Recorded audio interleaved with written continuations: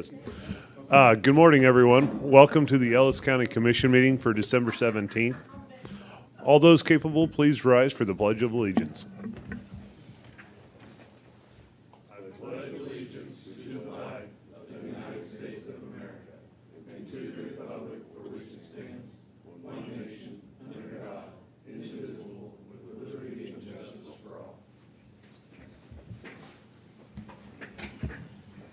Will the clerk please call roll? Commissioner Neil Younger, Present. Chair Nathan Liker, Here. Commissioner Michael Burgess. Here. We have a quorum. Okay. Changes to the order of business. There are no changes at this time to note. Next, we have our consent agenda. Oh, minutes, I'm sorry. Prior minutes from both December 2nd and December 10th. Has everybody had a chance to look through those? Yes. Look good. Okay, seeing no changes to the minutes, we will move on to our consent agenda. No changes. I'll move to approve consent agenda items A through G. I will second that. Okay, we have a motion for the consent agenda. All those in favor say aye. Aye. Motion carries. Agenda's approved. At this time, issues from persons not on the order of business. Anybody from the public wish to speak? Okay. Seeing none, we'll move on to our monthly departmental report. Has everybody had a chance to look through that? Any Yes. any comments or questions on that? Nothing for me. So, I will make a comment. We do have Danita here. We are still averaging 10 runs at least a day. So they are still busy over at EMS, and our sheriff's department is still full, housing inmates out of town. So, With that, also our fire department, it's amazing how quick our response is, within 10 minutes all throughout the county. So kudos to them and all the other responses, how fast. That's what we're here for, to serve our community, and it's definitely being done. okay. Well, at this time, we'll have an update from our Ellis County attorney.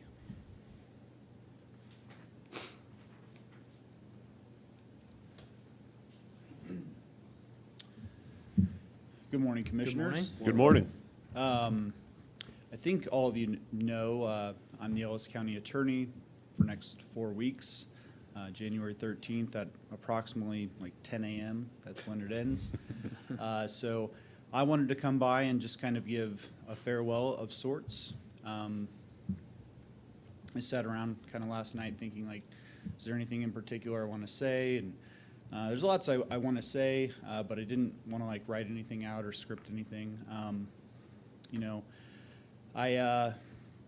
When I was reflecting on the last 4 years, man, this was the hardest thing I've ever done in my life. It was a lot of nights and weekends and difficult cases and crazy issues. Far more complex and difficult than I ever thought the job would be when I decided to run for it.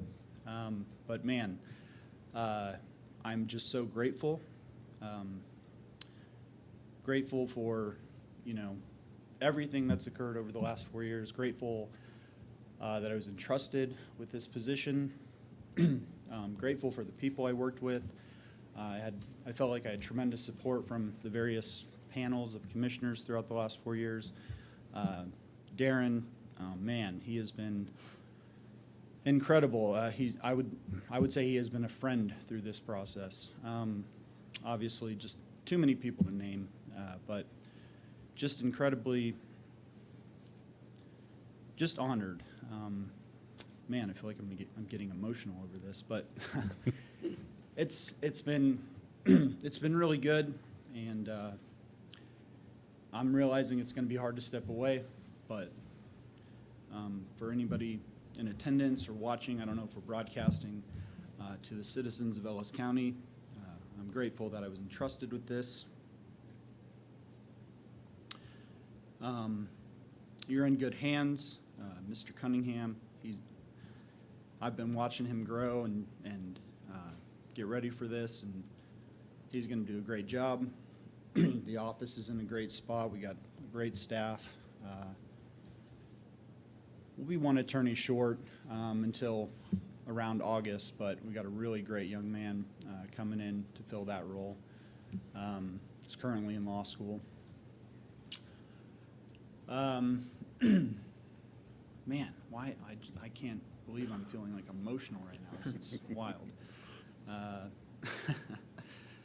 So yeah, too many people to thank.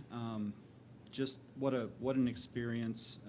Just I've grown as an attorney immensely, and as a man. It's been more than I could have ever imagined it to be. So thank you all. Well, thank you. Thank you for the past 4 years of what you've done. So I know your thumbprint's on Ellis County. Thank you. You know, and you and I sat down a lot with the COVID when we both were campaigning, talking how tough it was going to be, and it's almost a history thing. So I understand your emotions, because it was hard doing that, and all these people that you dealt with, plus the commissioners, they're all part of your family when you step into this for that kind of a term. And hate to see you leave, but like you said, you got a good replacement, and don't be a stranger. I won't. Hayes is home for sure. We just bought a house. We're here for the long haul, so whether you like it or not, I'll be around. Yeah, I just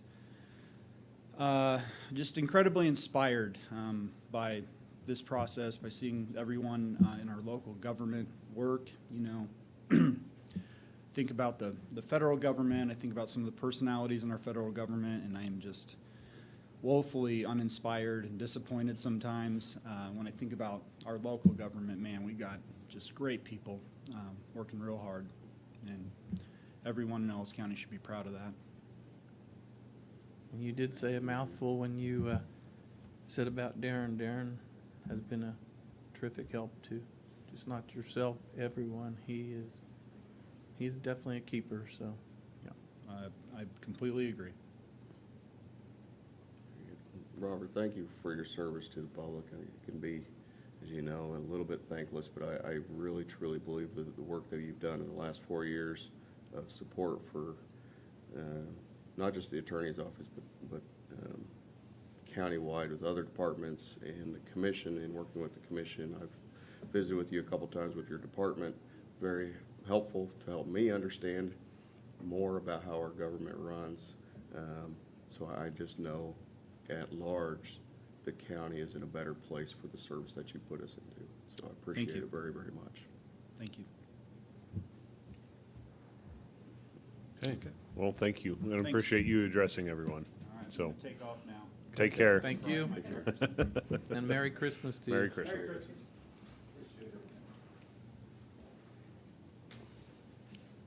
Okay, at this time, we have Victoria Community Coalition.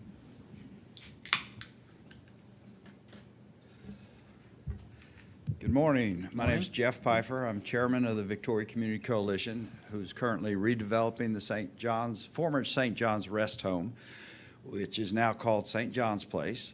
And I was here a month ago, or last month, to just discuss seeking support, continued support, I guess is a better way to look at it, for specifically our parking lot. But before I dive into that, I'd like to just give you an update of what's been going on since 30 days. We had an open house, had a good turnout just to look at the building, the renovations that are in progress.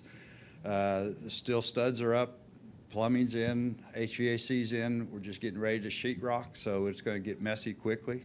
We'll have another open house after the sheetrock's done. We get it cleaned up.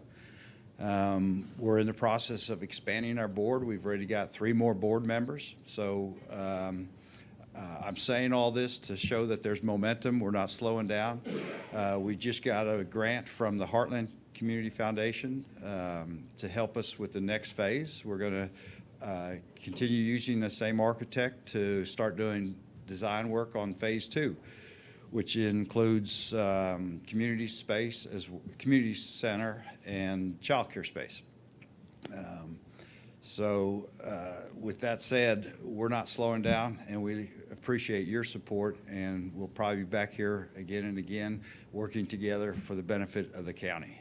I think a strong Victoria helps the county in a lot of ways. Now, the parking lot. We talked last time, I don't want to get into all the details, but at the end of the day, we changed course and had some additional costs that come back to us on our construction that we didn't really allocate. And so I came here last time just to seek help in any way we could financially.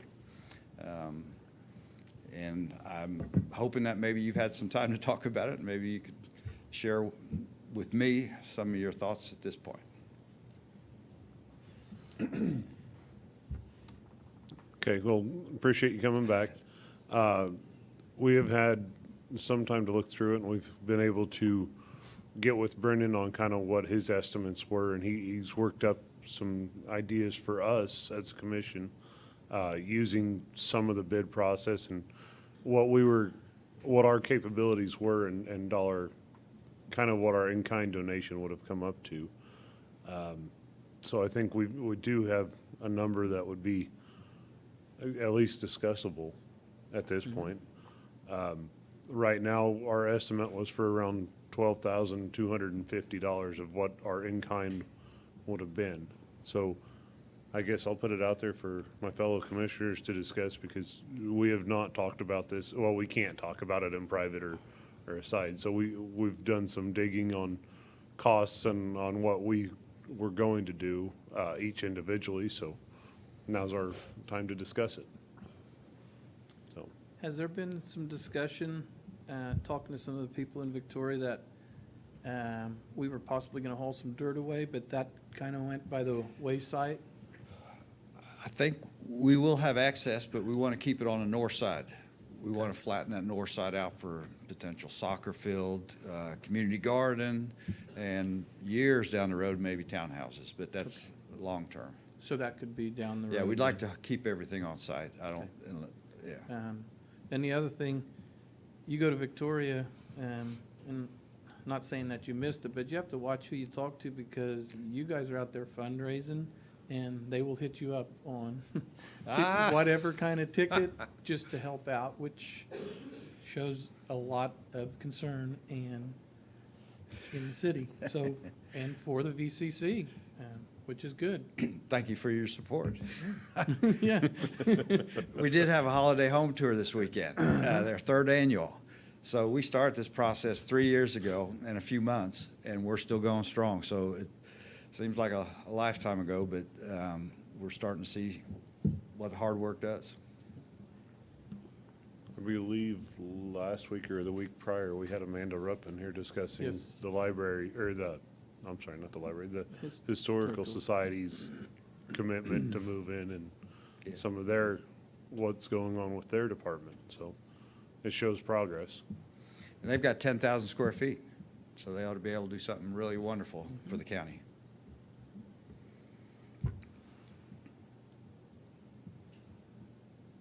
Well, as it says in here, I guess we have insufficient funds in our contingency line. However, Darren, what are our potential options for funding something, if not all the 12,000? Or and let me back up on that, because this came down to 12,000, but the in-kind was actually a little higher. It was about 30,000 worth of labor and time and fuel and all that, but we drilled it down to this amount.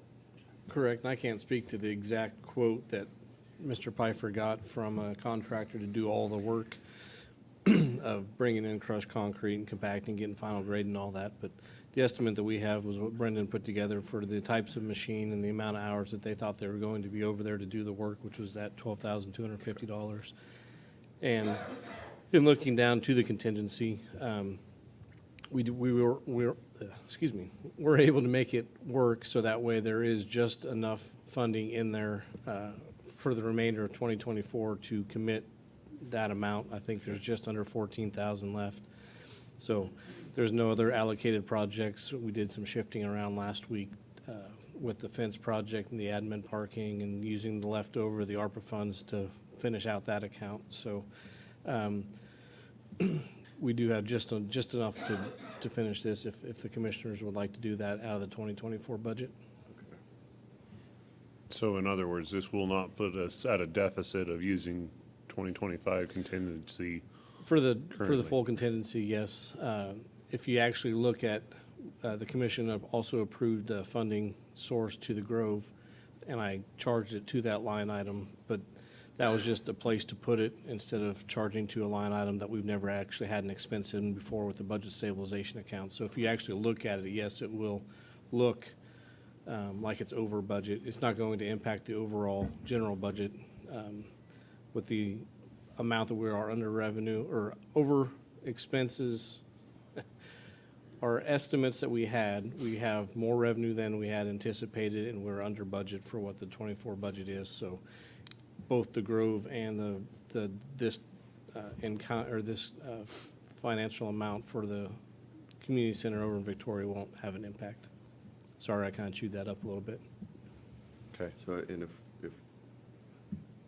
not to put you off, but if we don't fund it, if we don't use that 12,000 or 14,000, It just stays in the general fund. Rolls and over to 25 as extra to the contingency, or? Correct. And we won't be able to actually use it.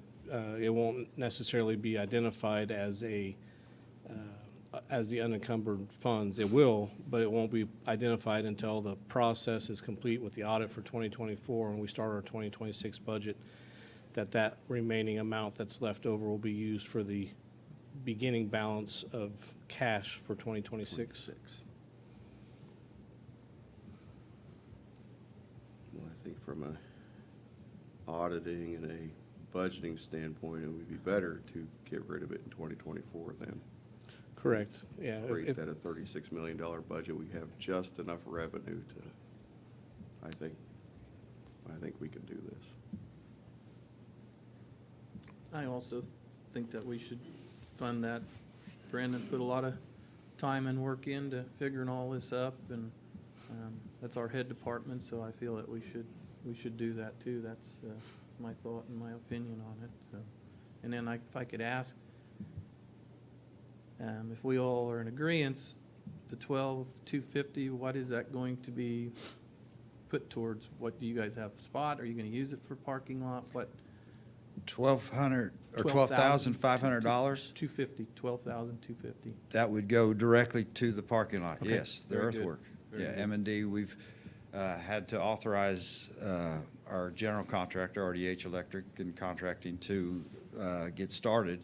So M&D was on site this week, and that was money we didn't have in our budget. It was actually closer to the, I thought $45,000, but it maybe was $35,000. Just for the earthwork, the compaction testing, the proctors, the soil moisture, et cetera. So we didn't have that, and we'll have to find that money. So this will be a first big step. Okay. Well, And we are selling tax credits. Just we do have a few from the CSP. Kansas Department of Commerce puts out the CSP tax credits. We do have a few of those left. And that's one of our sources for some of our contingency needs, like this. okay. Well, I think it's worthwhile. I mean, we've done in-kind donations in the past, and this would have been an in-kind. However, things have changed. But I do think as a commission, we need to support it. So I think this is where we can start. So do we need a physical or an actual motion for I this? would suggest a motion. Okay. To get that done, and then we'll create a voucher and get it paid, or get it encumbered out of this funds and get a check on the 12/31 voucher period, which is the next one. Okay. Well, with that, I will move that we make a donation or a payment of $12,250 to the VCC for parking lot work. I'll second it. Okay, we have a motion and a second. All those in favor say aye. Aye. Okay. Well, thank you, Mr. Thank Piper. you. That's a Christmas gift. I appreciate it, and it means a lot to even be mentioned with the Grove here in Hayes, because I think both projects are tremendous for the county, so. I agree. Thank So, you. well, thank you. Yep. Merry Christmas. Merry Yes, Christmas Merry to you. Christmas to you.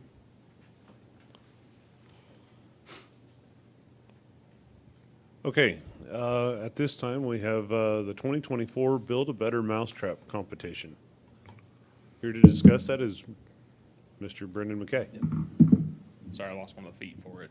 No. The trap. So as two of the commissioners are aware, they got roped into taking a picture at our Kansas Association of Counties Conference. We were selected as the state winner. I brought that back up to the commission a few months ago. So it was actually, our project was included. We didn't win the national competition because there's only 4 winners, 1 from each category, but we were selected as one of the honorable mentions that was included in the catalog. So there's 50 states and then Puerto Rico, so there's 51 local technical assistance programs in the nation that submit projects and ideas to that. So to be recognized was a welcome accomplishment for us. We've already had a call on it to discuss how we did it because they want to implement it in their own area. So a little kudos for the staff out there for the. Very good. Now, can you walk us through who helped design this? That would be our welder in our shop and then the foreman out there. So it's a latch that holds the hitch on a pull behind roller in a fixed position. Because before that, the hitch is jointed so it can move freely when you're pulling it off grades and things like that. So to hook it up to a piece of equipment, you have to have someone standing there holding the hitch while someone else preferably is backing them up. We still have that person in the danger zone. If the grader slips or the machine slips or drives too far, they get struck by the equipment or get their fingers pinched if it binds up. So this latch is like a latch on your gate, just a barrel lock. It holds it in a fixed position. You put a jack underneath it. The operator can stay clear and guide the other piece of equipment into position and then drop the hitch in place and away they go. So if that makes sense. To There's us, a it little does. picture of it that was included in the agenda. I took the highlight from instead of putting all 60 pages of the Build a Better Mousetrap pamphlet that came out, I took the title page and our page where it was shown in there. Mhm. Well, good deal. So, much appreciation to those for looking forward to finding solutions to problems that most people don't know exist. Yeah. So Saline County has been the consistent state winner because they've been the ones submitting projects every year. This was our second year submitting a project. They were a little disheartened after the first year of not winning it. So I had them reapply again. We won it, and now they're very excited with a lot of other ideas to turn in. Okay. They like the plaque, and they want more of them now. Oh, good. Very good. So Make at the sure new that's pub, displayed next on Friday at our It Public is Works. displayed, yes. It's out So out in our lobby. Awesome. But- Good So they've deal. Been very happy with the work Ellis County's done, LTAP. They've requested that I make a pamphlet for common math road calculations. It's something that they've asked me to make for all of Kansas and they want to share. They've also asked me to develop they send out newsletters every month. They wanted me to develop an article on the aggregate mining topic and potentially host a webinar, and if there's still support for that, they've asked me to potentially create a half or a full day course to share our knowledge across the state. Okay. More Very work. good. so it sounds like we need a trophy case out there because there's more of these That'd be to come. nice. I think we might get to that point, hopefully. That's something to be proud of. Yes. Okay, well, thank you, Brendan, and thank you to everyone who contributed to it. Much appreciation and look forward to them having that on display in their office and in their areas. So, Oh, yeah. Hopefully we'll have more of them, too. Yep. Okay. Anything further? All right. Next topic, purchase of a new road grader for the new maintenance territory. Yes, sir. So as your commission is aware, we have a 13th territory starting at the beginning of the year. With that, there was a purchase of a new machine that was projected for starting next year. Right now, they have one machine on the ground. If we wait until January to order it, we may not see that machine until April, potentially later. The availability is getting better, but if they have them, it's best advised to get them, especially if we know that we could use it January 1st, 2 weeks from now. With that said, we have some funds left over at the end of this year due to some cost savings on some other projects. Recommend purchasing that machine this year with this year's funds, so that way it's on the ground, ready to roll. So we're setting up for success. Okay. Do we have our new territory individual hired or who's the operator? So that person has not been hired yet, but we have someone internal that's interested in it. Okay, So we'll have someone in there come day one. They may not be the permanent one in that territory, but we'll have someone in there, okay, especially with having the machine. We would have someone in there regardless, but this keeps our auxiliaries for our projects as auxiliaries. So we have them available in case of breakdowns. There's 2 auxiliary machines that are used on construction projects. We don't have to pull machines out of territories, then have to road them back if we get moisture and things like that. got it. And they are aging, so having them out there every single day, day in, day out, there's gonna be some wear and tear expected with it. A machine that's under warranty, that if there is a breakdown, a replacement machine's brought out, is why we're recommending this option. Now, this is just a new purchase. We're not turning in any Correct. machine at this time. We don't have any extra machine to turn over. Correct. Okay, Because this would bring us from 14 graders to 15 graders. Because we have 12 territories at the moment and 2 auxiliary machines for projects and special and as needed basis. This would be the 13th territories one, so we would be up to 15 machines. okay. And after talking with other counties at KAC, we're light on machines Yes, in comparison. exactly. The county used to have 16 when they had additional territories. They had 2 construction blades that were fully staffed. And I believe they had 3 auxiliary machines for projects and breakdowns, which is still fairly light for the amount that we do. Mhm. Okay, any discussion? Is there a savings on this, Brandon, in 2025, or is there There'll be a a price There'll increase? be a price increase in Okay. 2025. Good, that way our public knows that Yeah. we're getting a. And it's the same price as the one that was purchased here just a month and a half ago, commission approved. So the price is still the same. The only difference is we needed to purchase a lift group, which was just under $5,000. Okay. The rest of the machines, we take the lift groups off the old machine and transfer it to the new machine we purchase. So there's just a transfer fee. This machine needs a lift group to be able to run a plow on the front. So we had to buy that because we don't have any just sitting around. Okay, That way all the machines any of the graders can run any of the plows. okay. Okay, I wish I had the budget with me, I usually do, but when are we scheduled to replace or buy a new machine next? We have 2 on the docket for next year. Yeah. But we expect those, have we budgeted well for that? Because I think you're the one who found out the price is probably gonna go over 100,000 more than current prices potentially. Yes, so they're budgeted for A pretty a healthy price increase. increase, but yes. Okay, And we'll be trading out machines that aren't, the machines that are next on the docket are 2017s. uh-huh, Most of the machines we've been trading out have been early teens or 2000 series. mhm, So we're not getting the resale value on those. So with a newer machine, there's additional value left in the machine for trade-in. mhm. So that would hopefully bring some of that price down. But if we're short on machines, will we reconsider if maybe not getting rid of machines? We're short on machines, but we're also short of operators to run it Okay. too. I mean, a lot of those guys that have those additional machines, they have additional employees to staff them more frequently. We could staff them, but then we wouldn't be able to produce the rock. It's a balancing act. Yeah, too many competing. Because when you do a project, the people that are making the rock are usually in a tractor or a grader pulling sheep's foot. So you have to produce the rock ahead of time so you can pull those individuals out to run auxiliary machines on projects. it'd be something to look forward into in the future if we want to, additional staffing. Okay. Well, we're working, yeah, one step at a time. One Yeah. step at a This- time. This is part of it, so, yeah. Yeah, 'cause we could turn around and buy 12 graders, and I don't know if I would be able to find 12 skilled operators for those graders tomorrow.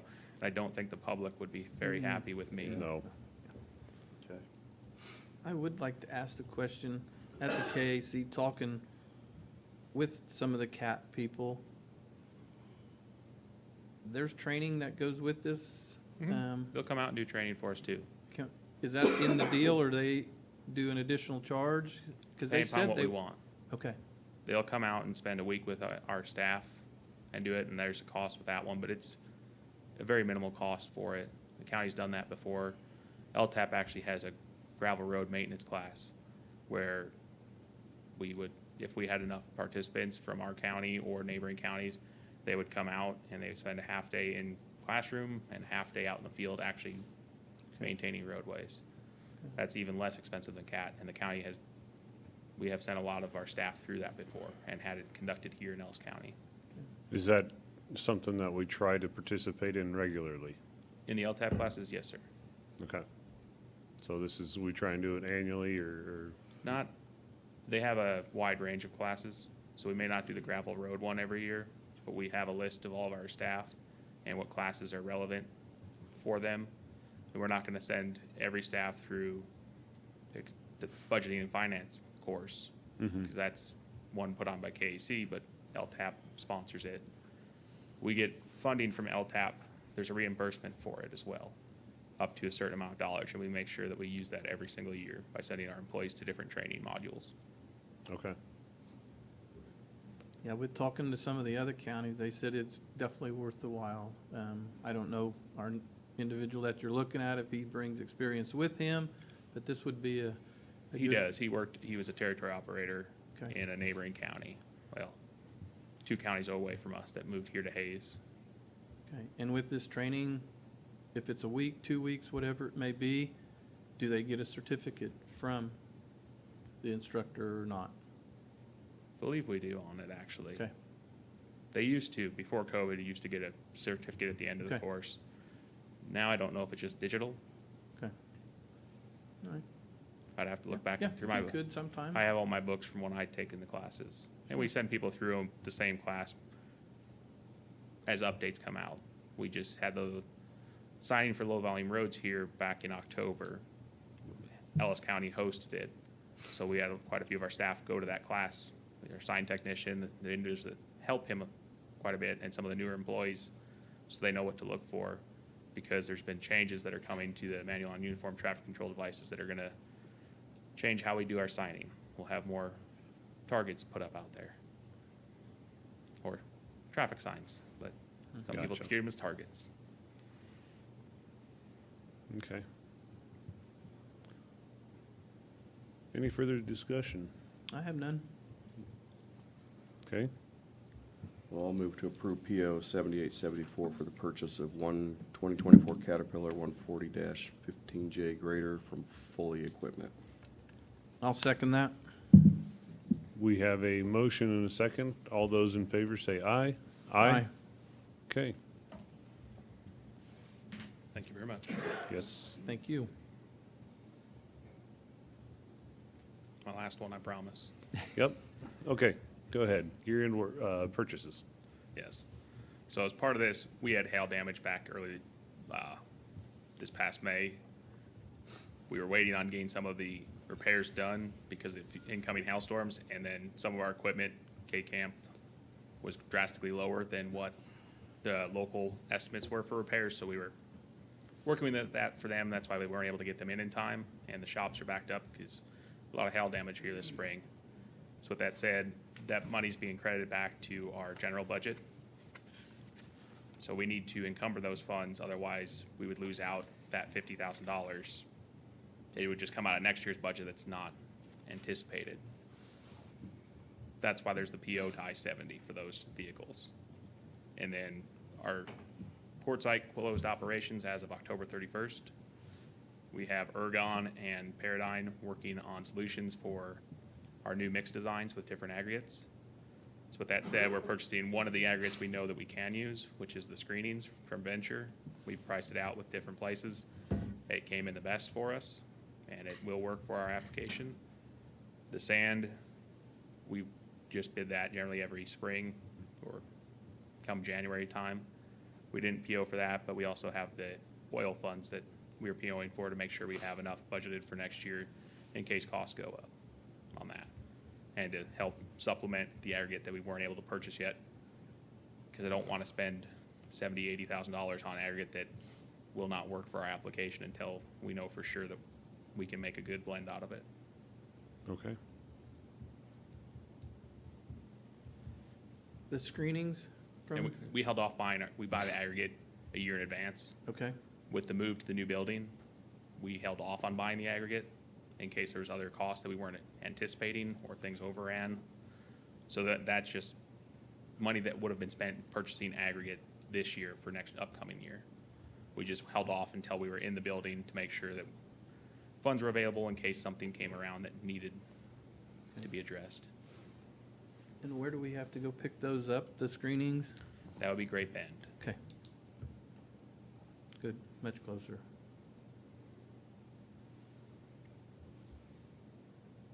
Okay.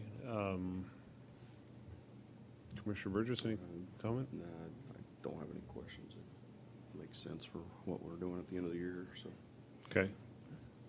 Just enough aggregate to get us through what we proposed for 2025? This is the screenings we'll need to make our asphalt, enough asphalt. Okay. We'll still have to purchase chip and sand. Okay. The sand is a much lower cost item because it's locally available.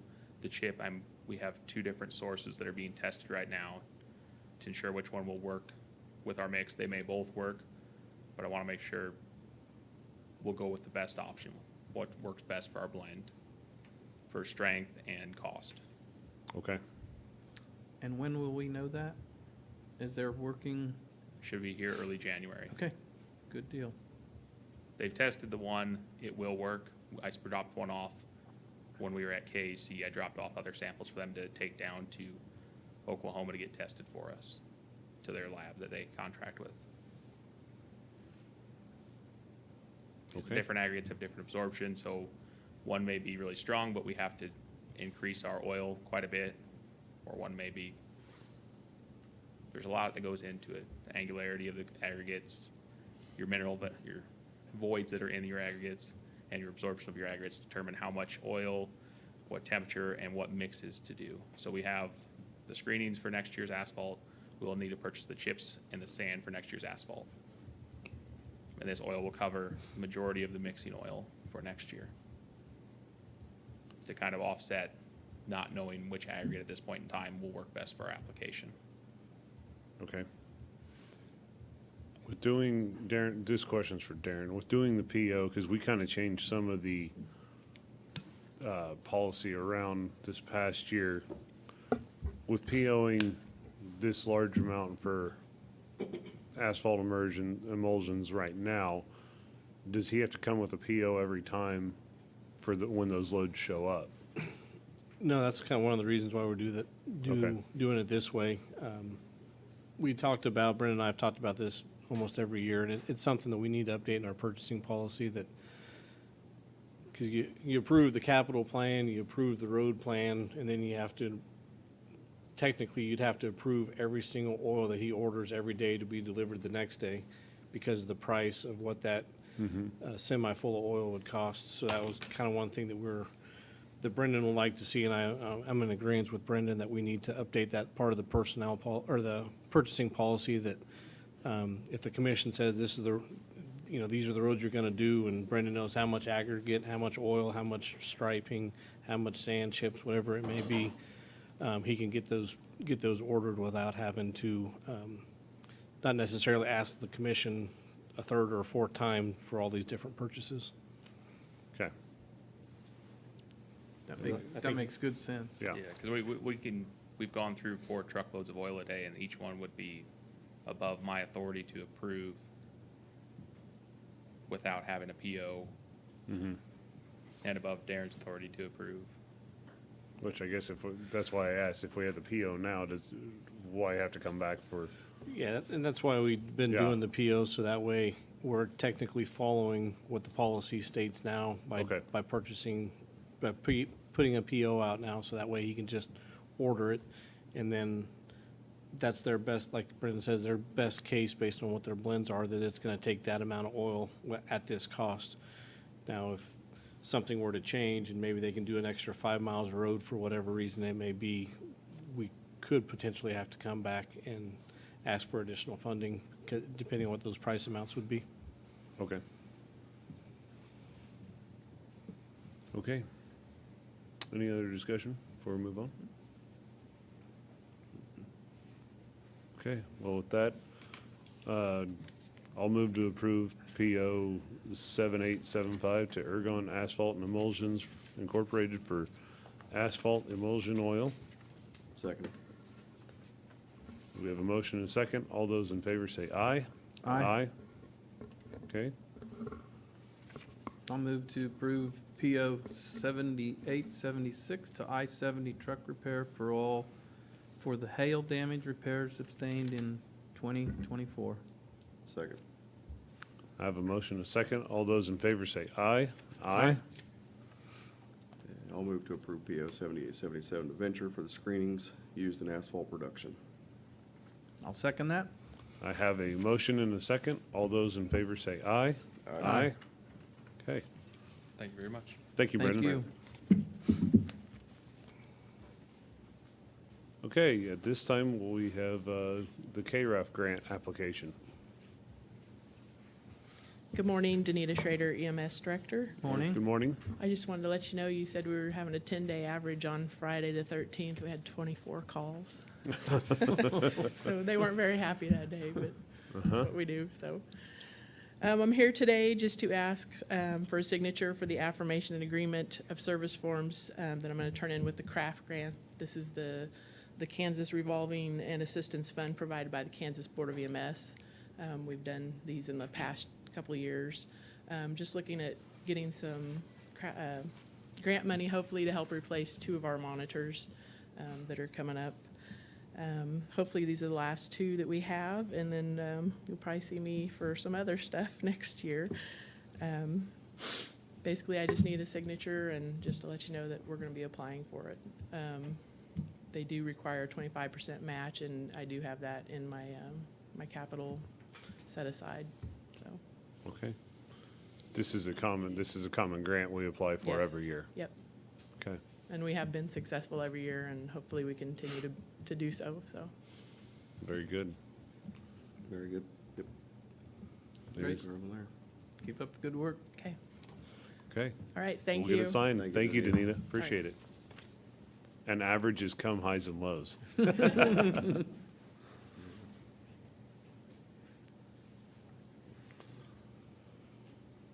Okay.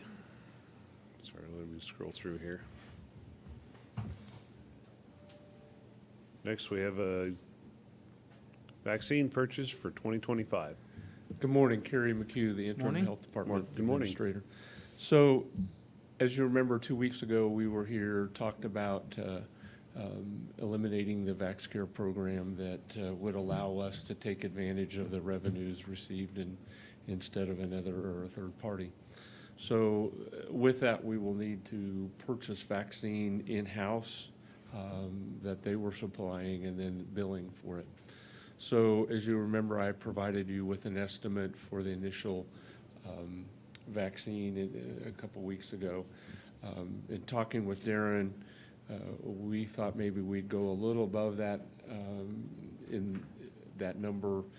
I think it was around 45,000 that would allow us to purchase more of the year's vaccine that isn't unfunded in next year's budget. Additionally, hopefully after the contract ends January 2nd, so we will start purchasing it before that to have it on site, but we'll start billing our own vaccine at that point. And so by the end of January, first part of February, I would hope you would start to see some revenue generated through those vaccines.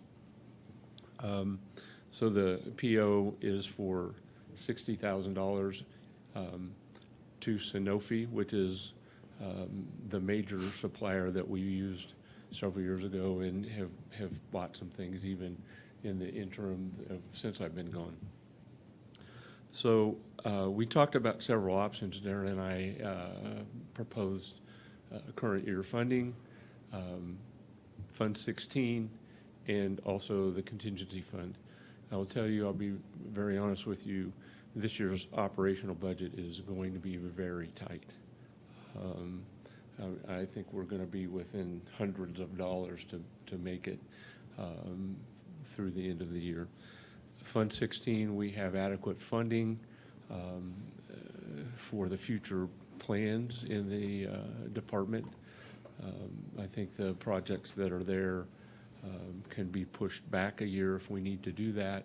In fact, there's a couple items like a freezer, and they just replaced a freezer with some COVID funding a couple years ago. So those items will be okay. So I think there's adequate funding in Fund 16. And this does not then touch the contingency funds that you guys have. So I think it funds it adequately to get us going and moving forward. Okay. Does that change, because we are transferring still end-of-year transfers to the health department, about 16,000. Is this just making it less than what we would have transferred? So a couple things here on that. And one of your previous agenda items for the Victoria Community Coalition, that was one of the competing things of if we were going to have sufficient funds in that contingency fund, whether it's going to be about $15,000 for vaccines or about the $15,000 for the Victoria. So we freed up in talking with Kerry, looking at his Fund 16, so that way it would free up the money for the Victoria Community Coalition project. For this here, as Kerry said, one of your future items coming up is the end-of-year transfers, which are some estimates. With Kerry doing some additional budget look, they probably will have very little, if any, end-of-year budget transfer. And that was the second source that we were going to use some of these funds for. So this would wholly come out of Fund 16. And Kerry and I looked at it, even if the commission were to approve this in the next 5 years, if everything was purchased in the date and the amount that it was purchased, there's still sufficient funds to do all of that in the next 5 years without any other future transfers to the reserve. Does that answer your question? Mm-hmm. And one clarification too, when Kerry and I were working on this last week, we did have the motion that there's two different POs because we thought we were going to use two different companies, but they are two companies, two different names, but the same companies, I guess, so to speak. So the motion would need to be fixed from basically that the PO number 7888, that all can just be removed. So if the commission does want to approve, it would just be to approve PO 7873 for $60,000. We're just combining them, both purchases in one PO to one vendor. Okay. We have a sales tax that help funds our health department or our health care for Ellis County. Would that have any bearing on supporting this vax purchase? In the future, so 2025 budget's already set and allocations for where the sales tax, the healthcare, that one portion of the two different sales taxes that we get, it does fund whatever revenues that we don't have to offset the expenses, because as of this year and next year, there's no property taxes that fund the health department. Once we get to the 2026 budget and we get the full year and estimates of how much vaccines we're expending on and how much revenue we'll get, most likely that will reduce the amount of sales tax that's required to fund the health department, which would then be allowed to have that sales tax transferred over to more to EMS to help reduce the property tax load to help fund EMS. Okay. And it's really the only three places that the healthcare sales tax is at.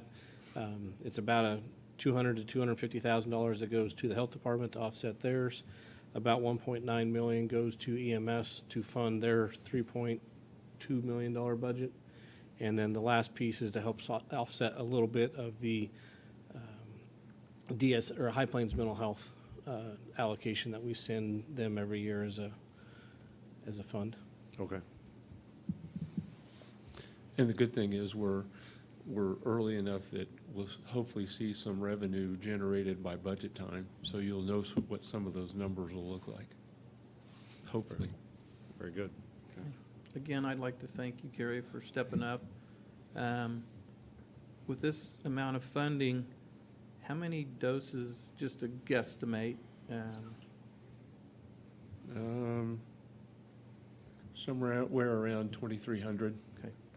And that's the whole thing. That's from COVID vaccines to flu vaccines to Mhm. yellow fever that's across the board. Okay. Yeah, And- because if we don't have them, we can't Yeah, right. administer them, and And- that's a bad feeling to As I have. talked a couple weeks ago, it's better that we receive the revenue generated rather than a third party. Okay. Well, I'll move to approve PO 7873 for $60,000 for vaccine purchases in 2025. I'll second that. Okay, we have a motion and a second. All those in favor say aye. Aye. Okay, Thank you. Merry Christmas. Merry Thank you. Christmas. And Thank you, Gary. be safe over the holidays. you as well. You also. Okay, we're gonna have a slight change on our agenda. At this time, we have our representative from Mr. Luke from K-Camp to speak to some of our policy changes going forward. Good morning. Good morning. Good morning. Thanks for making time. Yes. Appreciate it. I think I did read through the administrator's report, so I guess I'm here to primarily speak to some of the changes in contribution that we have coming up for 2025, but I can also spend just a couple minutes talking about a couple of the key coverage changes. Let's see. Just by way of background, you know, the insurance market obviously has been very challenging in the last few years. I think the last time I came before the commission, I was handing out a dividend check. It's been a while. So, you know, we reported last year at our annual meeting and at the KC conference that the reinsurance market has been experiencing, you know, $100 billion losses almost every year. That used to be a once a decade type of a year, and now that's become the norm. And so how does that affect us? Well, K-Camp is a pool. You share risk with other Kansas counties, but the pool is a fairly small layer of protection. We only provide the first 500,000 of a liability loss, and now the first 400,000 of a property loss. And above that, we're transferring the risk to reinsurers. So reinsurance costs have gone up significantly because of those losses that are seen kind of globally. The pool layer is done actually pretty well. So a lot of this has been reinsurance costs. Although what's driving our pool rates and the reinsurance costs are really convective storms, wind, hail. So, you know, we used to think of catastrophic losses in terms of you know, hurricane losses. You think about Florida, or we think of earthquakes in California. But if you look at the trends from the early 2000s to now, convective storm, wind, hail events are taking up a larger and larger portion of those losses. And so reinsurers are starting to dictate terms of coverage to pools, to primary insurers, to try to restrict coverage. And they've actually, I'll give you an example of that. You know, we just bid Saline County this year. They were being told they had to go from a 1% per location deductible. So the value of your building, they were going to take 1% of every building that got hit in a storm. That would be your deductible. They were being asked to go from a 1% to a 3%. So very significant deductible increases. Our reinsurance did the same thing. They said they wanted to see 1% per member deductible. And what the K-Camp board decided was no, that's not, we didn't think that was equitable. We felt like, you know, a member might have a storm this year and not again for 5 years. Why would we penalize everybody with a 1%? So the pool has actually absorbed that 1% and kept our deductibles at a per occurrence level. And those vary. The minimum is 10,000. You're at a 50,000. But that's one of the ways pools can be creative to try to absorb the impact of some of these market changes, to insulate our members in a way that commercial insurance can't. So we're doing what we can to try to mitigate kind of the realities of what's happening. But there have been rate increases, there have been deductible increases nonetheless. And so what Ellis County is looking at for this year is, the numbers seem to be in flux here because we've had some property reported to us here in this last, I guess 24 hours, let's say. So I think what we originally estimated for you was an 18% increase. And that would be if you stayed with your current deductible level. We did have, it looks like 866,950, 2 large fire trucks reported. So we're going to have to include those in your 2025 numbers. So if I use those additional values, your expiring contribution's $345,059 at a $50,000 deductible. To leave that deductible in place with the new valuations would be $414,215. So it would actually be a 20% increase. You could, if you wanted to offset the increase in contribution, go to a $100,000 deductible. That would save, it would bring it down to $397,190. So it'd be about $17,000. You know, I mean, if you're asking, I'm not going to tell you what to do, but I wouldn't see a lot of value in that. You could certainly have another convective storm next year, and you know you've had one this year that's been pretty sizable, and if that happened again, that would eliminate that savings. To go to $150,000 deductible would bring it down to $378,000. So that's, you know, again, less than $50,000. So I couldn't really recommend that to you, but it's certainly an option. You know, Darren and I were talking about, you know, what other counties are experiencing that aren't in K-Camp. I gave you the Saline County example. And they just joined the pool this year. I think it was effective 7/1. We just added Labette County. Labette County, the commercial carrier that was bidding on that was writing actual cash value on all roofs, so meaning depreciated cost. So if you take the storm that you all had this year, if we were to pay just your ACV versus a replacement cost, that it would be a sizable difference in terms of your recovery. The way I explained it to Darren is, you know, we pay ACV up front, so we estimate what the cost is of that roof. We depreciate it, and we give you that payment up front. And then when you replace the roof, we pay the difference. It would be like not getting that second check. It would just be like getting that depreciated check. So that's what the commercial carrier for Labette was writing for all their roofs going forward. And we're, you know, again, one of the changes we've implemented for this upcoming year on roofs, and we talked about this at our annual meeting in Wichita, and this is the coverage change I wanted to highlight for you, is that we are going to start incentivizing counties to really budget for replacement of roofs.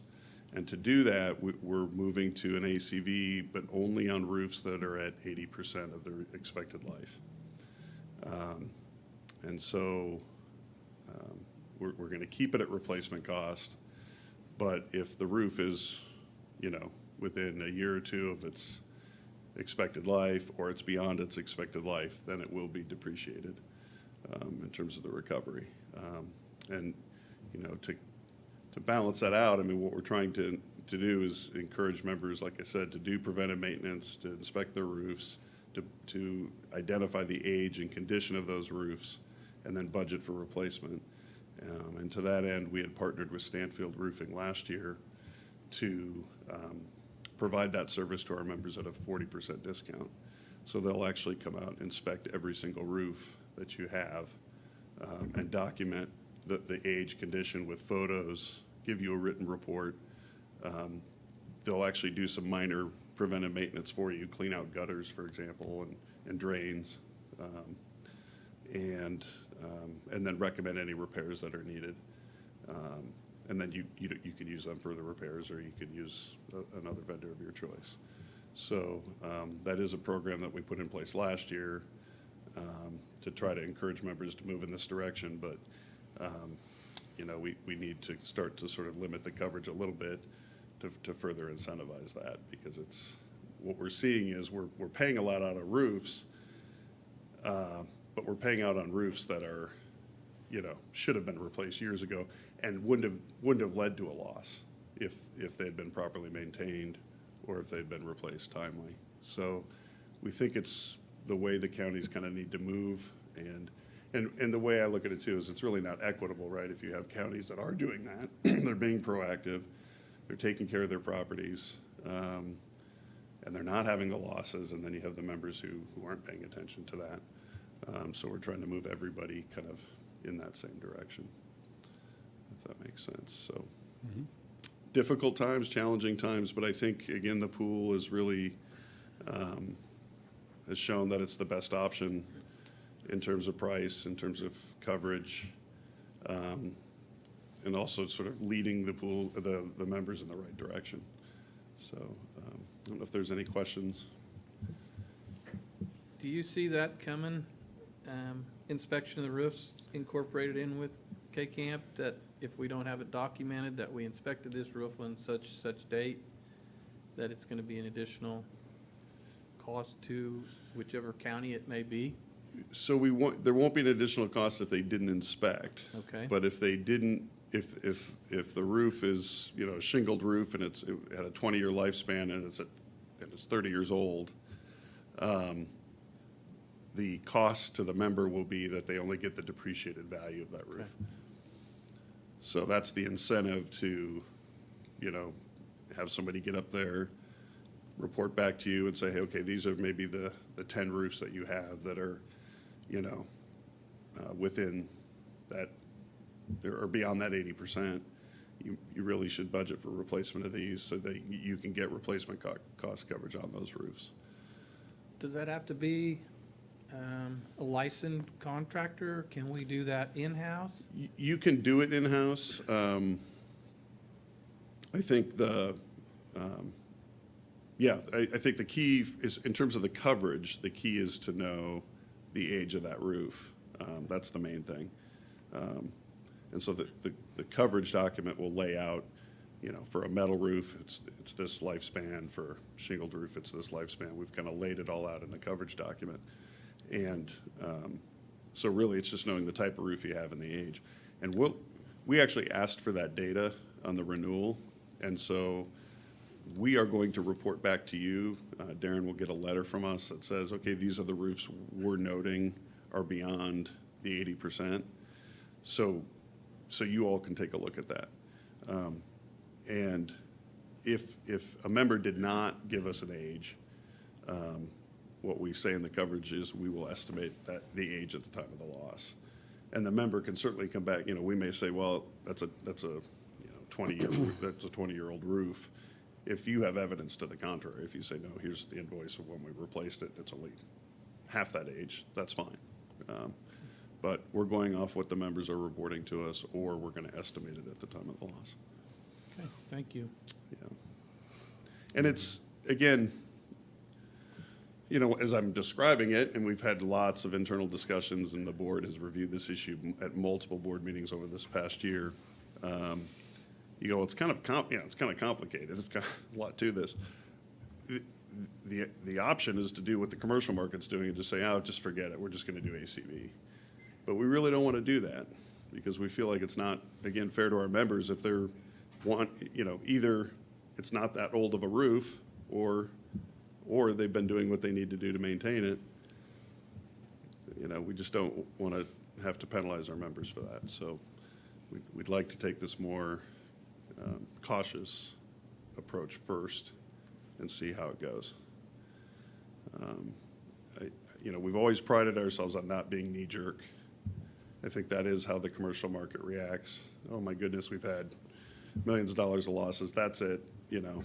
Raise the deductibles really high and restrict the coverage and, you know, raise the pricing. And we've tried to be more cautious and methodical about this. So this is the approach we've decided to take. Mostly curious, but if you can say, who do you Sure. use for your reinsurance? Yeah, good question. We are with an organization called County Reinsurance Limited, CRL. And so when you look at our financials or in our annual report, you know, we'll say either County Reinsurance Limited or CRL. And CRL is it's a pool of pools. So it's formed as a captive, domiciled in Vermont. And it's made up of county pools just like ours. So the Nebraska county pool is in there, Utah, Nevada. Can that be shopped around? Do you look at other reinsurance companies to see if you can get better premium Absolutely. deductibles? Okay. Yeah, great question. Yeah, we have tested the market over the years. Again, not every year, but yes. We've in property in particular, we looked at just last year, just to make sure, because yeah, coverage terms were getting a little more restrictive. Pricing was going up. They were asking us as a pool to retain more risk. We used to only retain the first 250,000 of a property loss. Now it's 400,000. So they were asking us to take more risk. Okay. So at that time, we went out and shopped it. So if I'm looking this right, you cover the first 400 or 500? 400 on a And so property. in And the last 6 years, we've gone over that three That's times. right. So reinsurance has had to step in 3 times in the last 6 years. That's for correct. that coverage. You got it. Okay. Yep. And so that's, and you weren't the only ones, unfortunately. It wasn't just Ellis County. So that is part of why our reinsurance costs are going up. Yeah, Yeah. okay.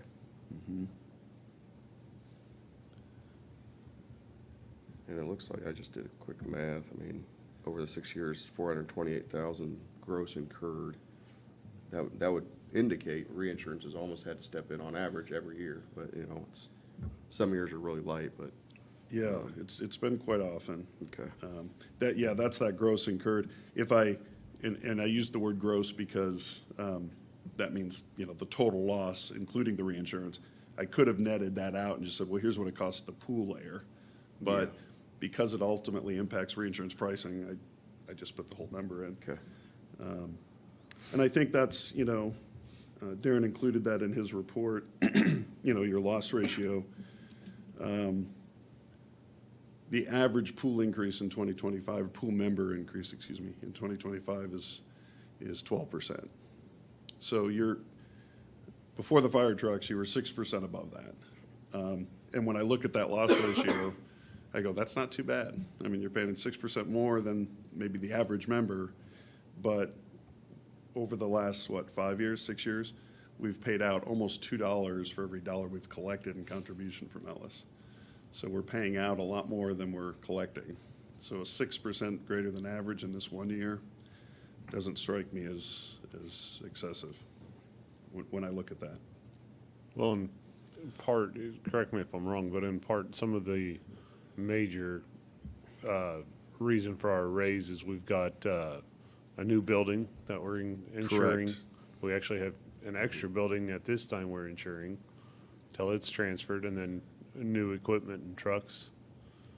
Yeah. So we've expanded operations as a county, and that's in part some of our overall increase. That's a great point. Yeah, that a lot of this is what we call valuation or exposure increase. So, and I think your budgeted expenditures are going up 10%, if I read that somewhere. I don't want to overstate that, but, you know, so if you, you know, we rate, for example, your general liability and your public officials liability on your expenditures. So if that goes up 10%, your contribution will go up on those lines 10%. And so there's no, that's without a rate increase. That's just to cover that exposure. And same on the property. So when you add $1 million of fire trucks, or was it $6 million building? Yeah, that's gonna just raise the cost even before any rate changes. So yeah, it's, And remind me on the deductible, so the 50,000, is that per occurrence, per year, per however? oh yeah, great question. So yeah, that's per occurrence. So that 1% I was talking about that the commercial market tends to be applying now is for every individual location. For you all, the 50,000 is for the whole occurrence. So if you have, 10 buildings hit, it's just a $50,000 deductible for that event, for that storm. Yeah. Another thing, So a storm, and some of these hail and windstorms can kind of be a multi-day sometimes, where a storm will come through and the next day, a storm will rebuild, and does that count as a single occurrence, or is that two yeah, great question. Yeah. different storms? So, Or within a week, we'll have multiple storms and it kind of spaces out. yeah, that's right. And there's a lot of litigation, even on the liability side, over, Okay. was that one occurrence or two occurrences? Or, Yeah. with the property, it's fairly straightforward, fortunately for us. Like with our reinsurance, we have an agreement that says if there's, if there are storms, let's put it that way, if there are storms within a 72-hour period, it's one occurrence. So, and what's great for K-Camp as a pool is it means no matter where that storm is. So we could have a storm in Cheyenne County, upper northwest corner of the state. We could have one down in Labette. We could have one here in Hayes, Ellis County. We would consider those probably different storm systems, but if they happen within the same 72-hour period, we pay $400,000 for that whole occurrence. So similarly, if you had a storm within a 72, we would treat that as one. Okay. So 72 hours it's nicely defined for us. Yeah. Okay. It's the same for vehicles too. It's per occurrence, and then you have one deductible. We had 50 vehicles damaged this year, and it was one deductible for all 50 vehicles. Yeah, and Darren, I'm blanking on your vehicle deductible. Is it 2,500 or? I believe so, Yeah, 2,500. so we do apply a separate vehicle deductible and a separate mobile equipment. So if you had a storm, hit 10 buildings, hit 50 vehicles, and hit maybe 5 pieces of mobile equipment, you'll pay a building deductible, a vehicle deductible, and a mobile equipment deductible. So that'd be $55,000 is what it would be. But it's for the whole occurrence, as Darren's saying, not per vehicle, not per piece of mobile equipment. The other thing I was going to mention as far as commercial insurance versus ours, and we see this almost no matter who the carrier is that we're bidding against, is K-Camp provides coverage, auto physical damage, for example, on all your vehicles, no matter the age. What we see the commercial market doing is if it's over 5 years old, it's liability only, which post-COVID is crazy, right? Because, I drive a 2011 Pilot, and 2 years after COVID, it was worth more than I paid for it, if I Kelley Blue Booked it. So I'm like, so to say a vehicle that's over 5 years old has no value is nuts. And we have counties that it's been as high as $1 million more coverage from K-Camp because we're insuring all those vehicles that the competitors are not. And to me, that means they're asking you to self-insure your vehicles, basically. They're asking you to self-insure, let's say, half your fleet. Where you're with us, it's a $2,500 deductible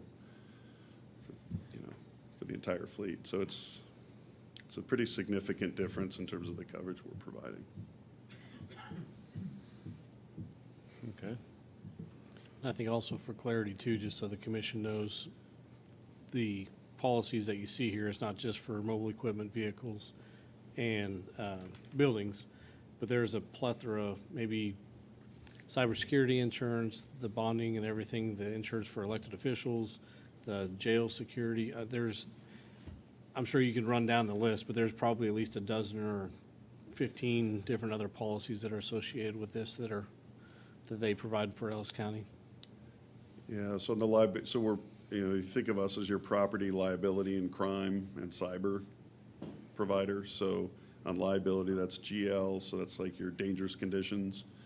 If somebody flips their vehicle on a gravel road and says, well, you didn't properly maintain it, or they slip and fall in the courthouse, that's a general liability claim.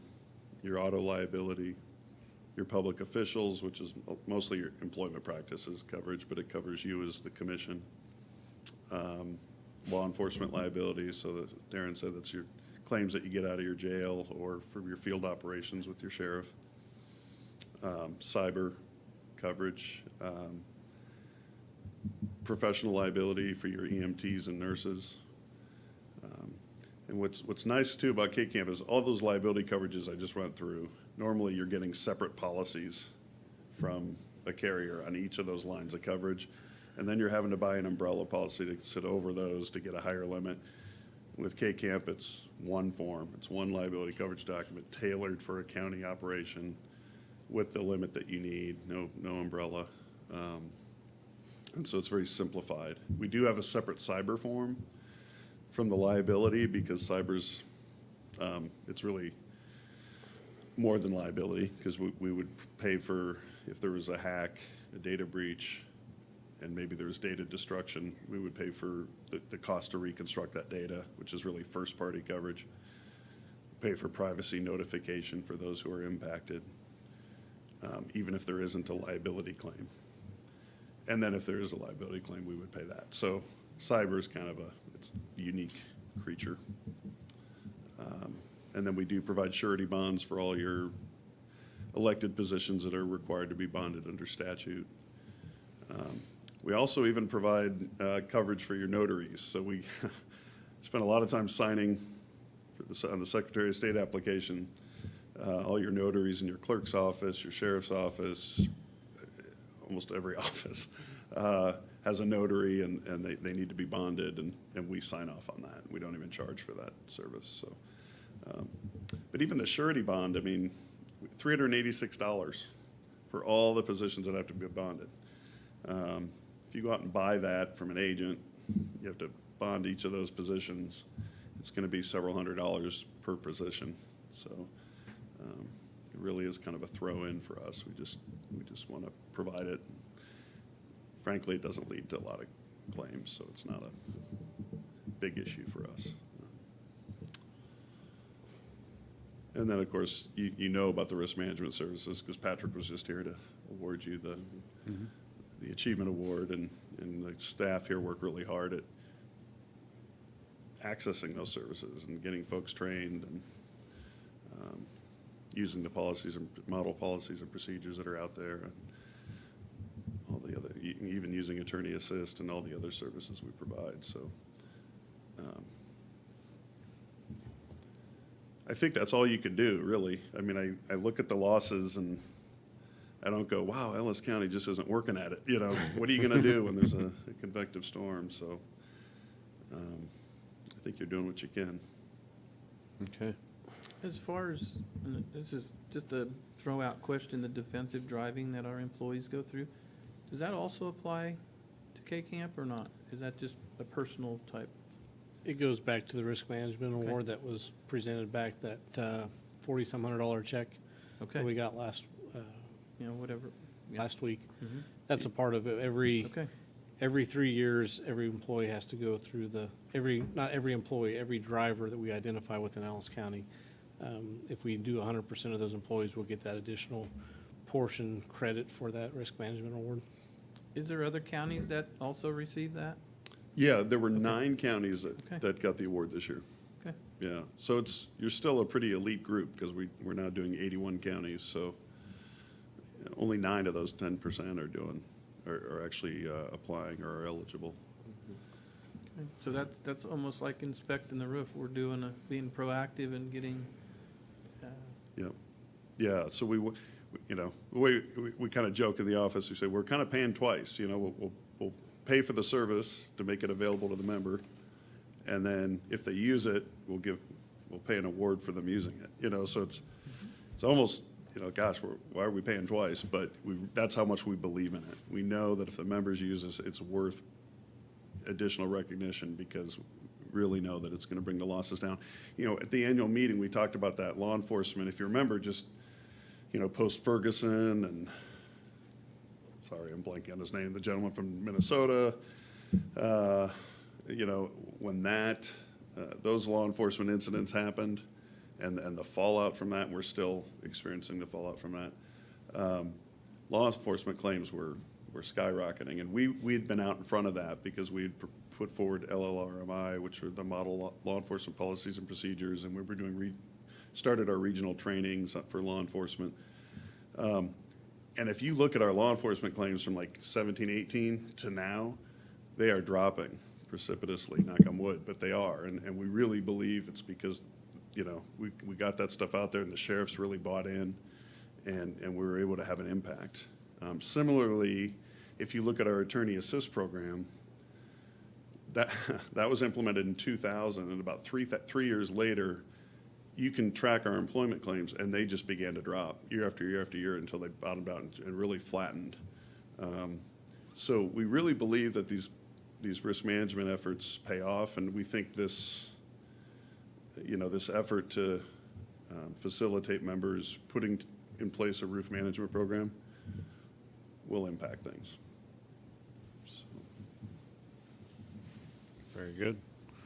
Well, I appreciate you coming and explaining some of this stuff. Yeah, happy to be here, and if you ever need me back, I'm happy to come. It's good to see you. Yeah. Thank you. All right, thanks for your time. Thank you, and appreciate you making the trek in this morning. You Yes. bet, anytime. Merry Christmas to And you Merry all. Christmas. Merry Christmas to you as well. Thanks. Thanks for coming, giving the explanations. Okay, at this time, year-end transfers. Darren? If the commission don't mind, I just want to make for sure on the clarification. I think Mr. Luke kind of alluded to it, but we have the option to change our deductible for the convective storm damages from 50 to 100 to 150,000. Is it the commission's intent to keep our policy at the same 50,000 deductible? I see no benefit for going up in deductible. It really doesn't take much to hit 50,000. No. And, yeah, as he said, 17,000, or trying to save 17,000, but one storm, and now you're paying 100,000 out to try to save 17, you know, that, yeah. But it did sound like, because we have 407-031, but it sounded like that's probably gonna be a little more than that too, from what he kind of alluded to. Yeah, I think as I didn't think that they 414 other, would process it that quick, but I don't know if I let each of the commissioners know, but the late last week, Rosenbauer America received the 2 chassis for the fire trucks, and those 2 fire trucks were valued at $433,000 apiece. So, and you do that, and then the new grader that's coming, that's a $380,000 grader. Those are the other examples of why those premiums increase. But yeah, that was why I was surprised he had that information, because I just submitted it yesterday, Commerce Bank, which we did that money market account to pay for those. They required the trucks to be insured once they took delivery for them in South Dakota. So I actually added those yesterday, so that's, I didn't know those numbers quite yet. okay. Gotcha. But, yeah, and we budgeted 15%, not quite as much, but we knew there was gonna probably be an increase. We tried to do what we could at the time we knew, doing the budget. So it's 17,000 more than, or a little more than we had budgeted, but we can absorb that. And I don't see the benefit of trying to save that increase in budget by going to 100,000 or 150 at all. Yeah, I'm the same way. If it's for myself, yes, I'm insurance shopping right now, but for this, with all the equipment and the buildings we got, I think leave it alone. One storm will take care of that. One That's- storm, and, yeah. And we should see a little decrease once we officially unload the old public works and stuff. Because right now we are insuring it, and it's covered in Correct. this increase, so. We're hoping for mid-January to have the closing documents done with Mr. Jeter and Mr. Geist, and then there's going to be several line items on our property schedule that will go off because there's several buildings out there, outbuildings, tanks, and all that. And some of that gets transferred to the new facility, but there will be a little bit. A little bit. But the value of that facility is a lot less Yeah. than the value of the new facility. But that's also, you don't want to have karma, you don't want to have a new $6 million budget or building and then change your deductible and take that risk that a storm comes through and messes things up, so. Yeah, and at this time, I don't think, alluding to your point, I don't think we could really look to change for ourselves. If we wanted to self-insure and budget for that, that would have to be going into 2026. Yeah. And we couldn't afford to make an adjustment now and have a storm come. We couldn't account for that. So I'm fine with leaving our deductible at the current level of 50,000. I am also. I will I'll let Case Camp know of that then. Okay, Thank you. thank you. Okay, now the year-end transfers. Okay, before you this morning is the 2024 year-end transfers. There's a spreadsheet for you to follow along with if you would like to. How that is figured for the majority of the departments, I'll break down a couple of them individually. But budget policy says that if you have a remaining balance in your budget at the end of your budget authority, so just say it's a $10,000 that you're under budget, 50% of that can be transferred over to your Fund 16, which is your capital equipment. That's the fund that allows departments to buy vehicles, equipment, machinery, software, refrigerators, different things like that that meet that capital equipment line item. With that, the 4 departments that we have that we're actually looking at transferring more to, one is, I'll separate out Public Works. We're looking at transferring 75% of their funds. As you just saw here earlier, the price of a grader is expensive. They have, well, they're gonna have, 15 now? But then you get into reclaimers, dump trucks, semis, all the other equipment that they have out there. The more funding that we can set aside for them in their capital equipment fund will help us out into the future on some of those purchases. So we're looking at 75% of the Public Works budget being transferred to that. The buildings and grounds, they don't really necessarily have large capital equipment or equipment that they have to replace very often. So last couple of years, our practice has been not putting that to Fund 16, which is equipment, but changing it to Fund 6, which is the capital improvement fund, and that's for buildings, and that's what buildings and grounds take care of. So putting that money aside, but that also ties into the increased fee or transfers to the sheriff and the communications department, and that will be for the remodel of the law enforcement center, the main floor, after the Hayes PD moves out in most likely late 26. So we might be doing some remodels in late 26, early 2027, depending on how their schedule. That's still several years out yet. So the more money that we can set aside to help fund that this year, maybe a little bit at this time next year, and then budget for 26 and maybe into 27, there won't be so much of a budget hit once we do some of those projects. And I know when I visited with each of you yesterday on the phone, that's going to be kind of one of our projects for next year between the sheriff, the communications director, and the buildings and grounds director and I to get together and kind of start formulating a plan, getting a list of items of what all needs to be done so we can get a process, a budget estimate and all that. But for the sheriff's office and communications, 75% of that, 2/3 of that would go to Fund 6 for that remodel in the couple years, but the other third would go to their Fund 16 because, you know, the sheriff replaces vehicle, they have to buy body armor, ammo, rifles, guns, they have to upfit vehicles, same thing.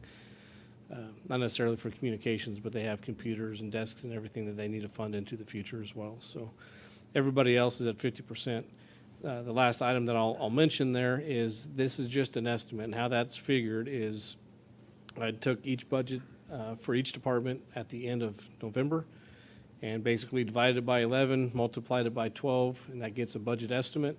And then you compare that to their actual annual budget, subtract the difference. If there's $34,000 left, that's what the estimate is. We adjusted some of them down, or some of them up a little bit based on what they know what their last couple weeks of the year are going to be. So that way, we have a good estimate. And that's not the actual transfers. That will get taken place if a budget has identified on your sheet as 34,000 or 17,000 will get transferred. If they only come in at 15,000 under budget, they'll only get $7,500 transfer. So this is like the max amount that the commission would allow. Anything under that would be reduced. Anything above that would be capped at what is approved here today. I'll take any questions if you have any. I should have asked you last night so you're prepared. How does this compare to past years? We're at 1.3 million.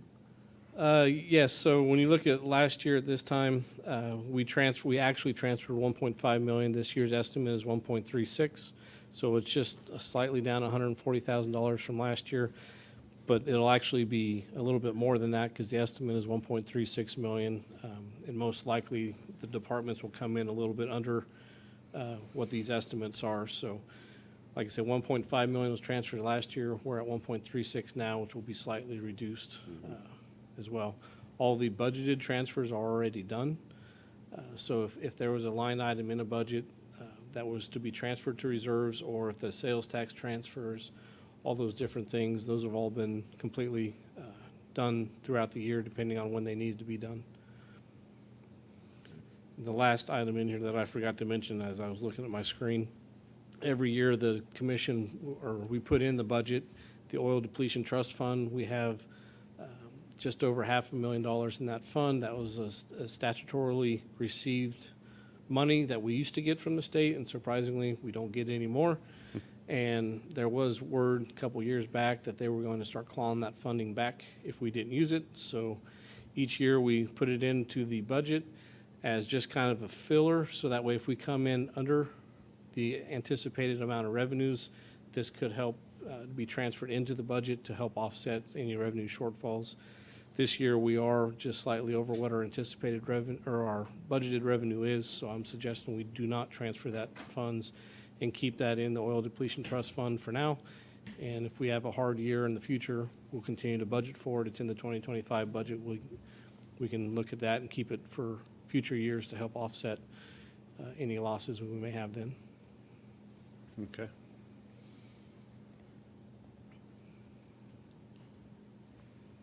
Any questions? I have none. Discussion? No questions. My comments, and there's nobody here, and I don't know who's watching on TV, but thanks to the department heads and the other elected officials of the departments, this is a really important part of the budgeting of them managing their individual budgets to allow transfers at the end of the year for reserves. And this is essentially future savings to fund projects that their departments want to get done, which helps us in our budget.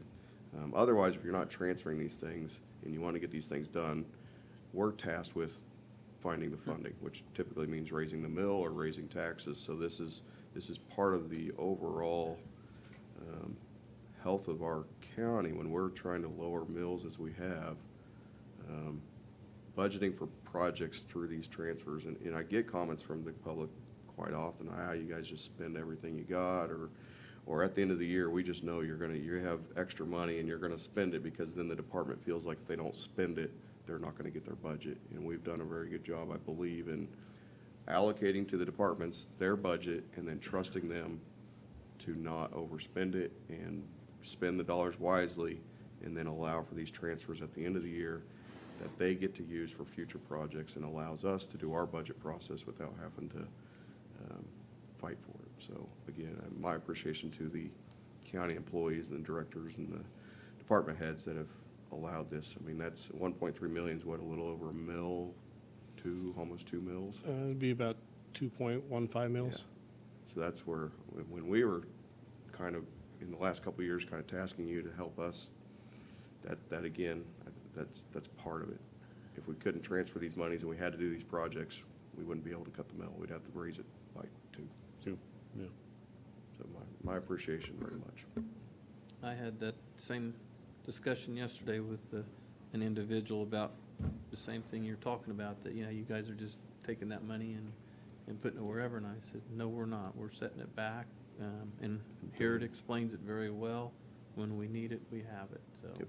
Building reserves, and that Yep. was something important to me as coming onto the commission 2 years ago, is how are we building our reserves for future projects and planning out the future? But that goes back to the departments running their departments well enough to be able to do it.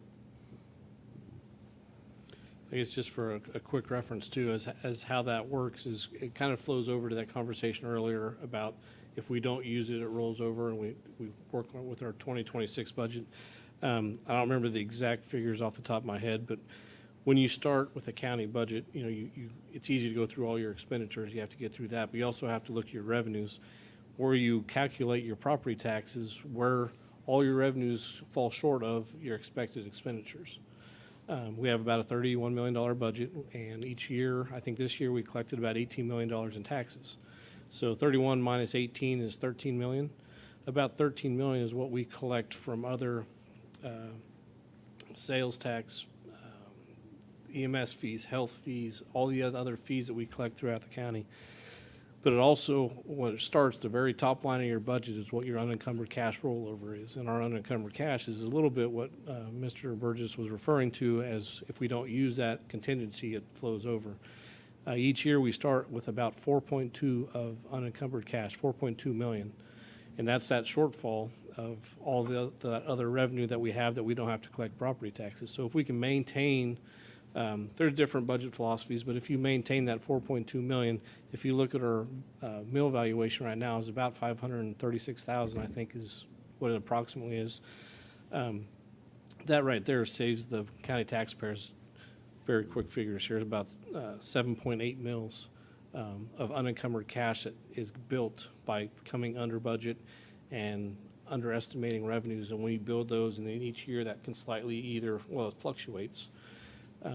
But that unencumbered cash that we roll over is 7 to 8 mils worth of property taxes that we do not have to collect, that has been unbudgeted or budgeted in the past that we just have not spent.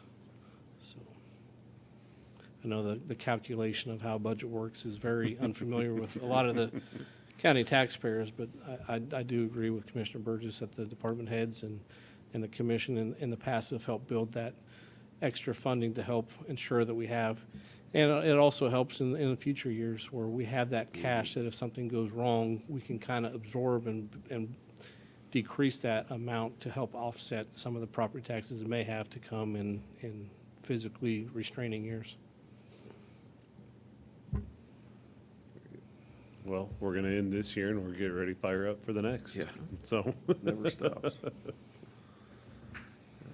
I move to authorize the county administrator to make the 2024 year-end transfers as listed on the attached spreadsheet.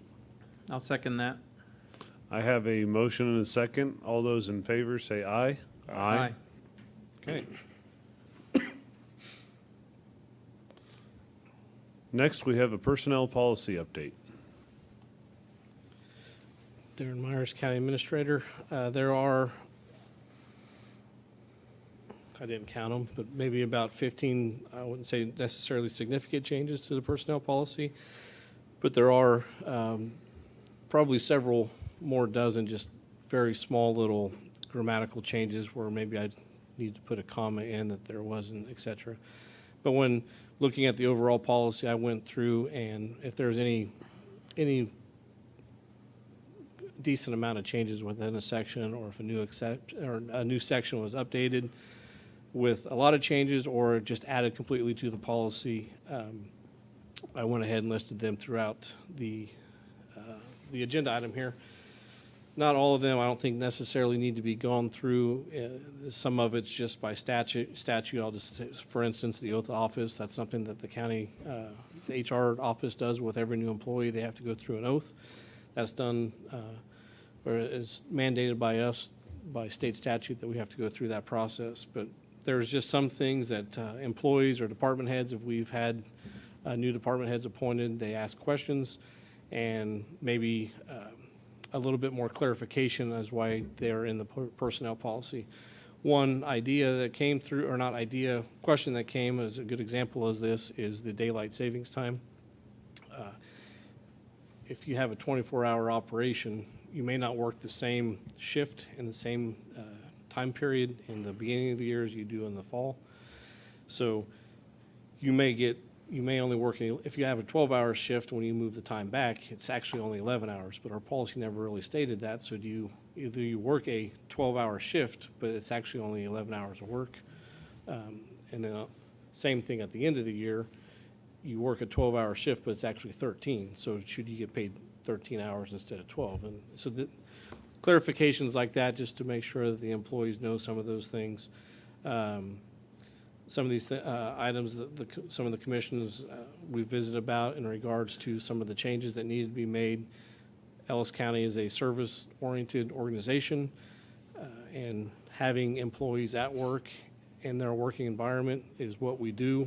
So like the remote work, we can't have, I'm not picking on the treasury, he was down here a little bit ago, but we can't have our motor vehicle clerks collecting motor vehicle tags from their home or collecting property taxes at their home. So clarification there that there is no expectation that we will allow for remote work.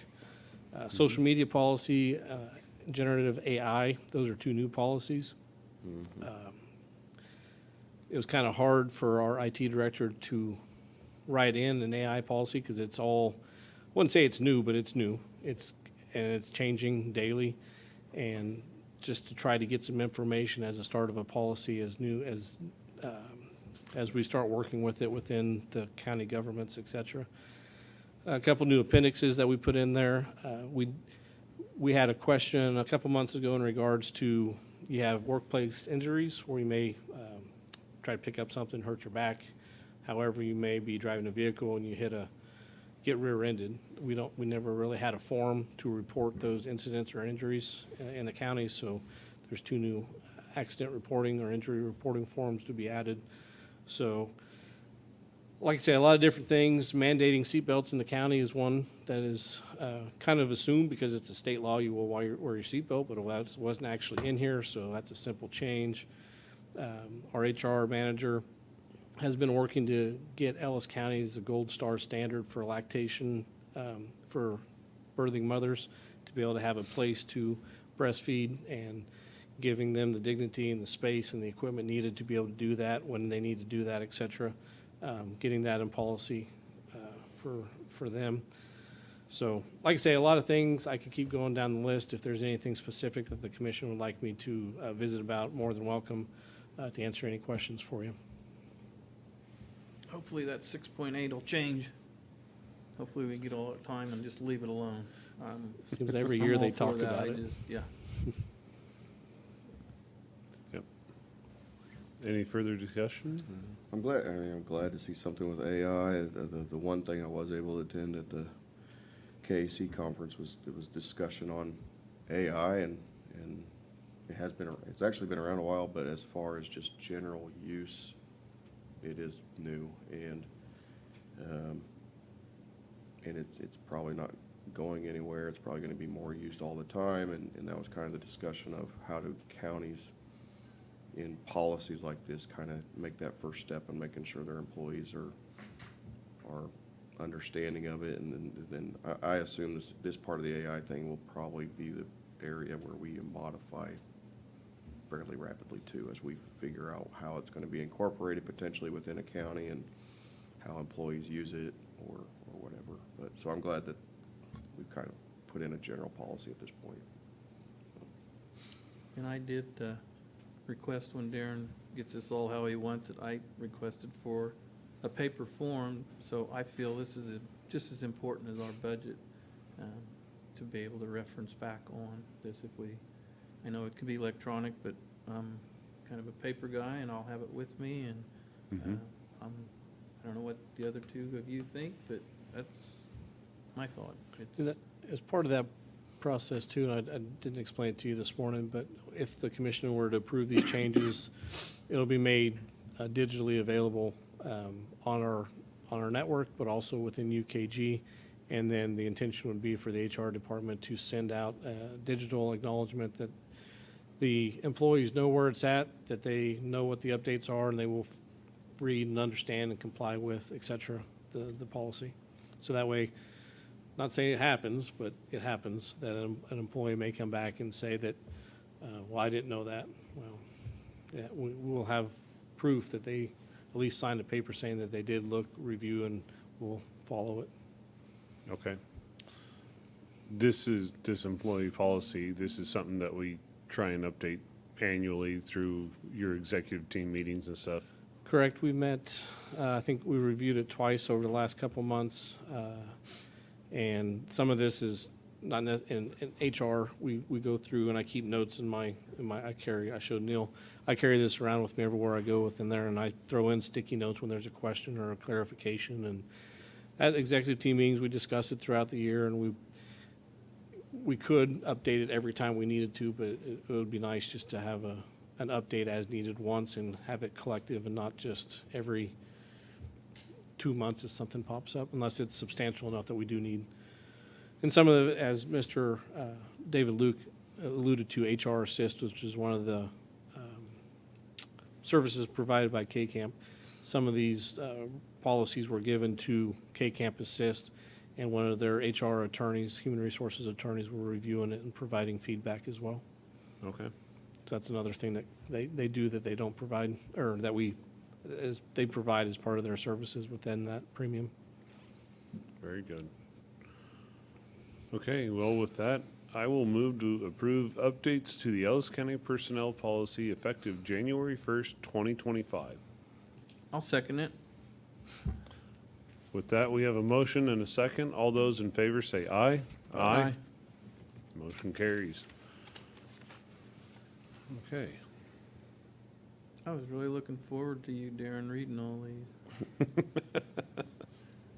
Well, I'm here all day. You all got to go back to your other work in farming, so it's up to Yeah. you.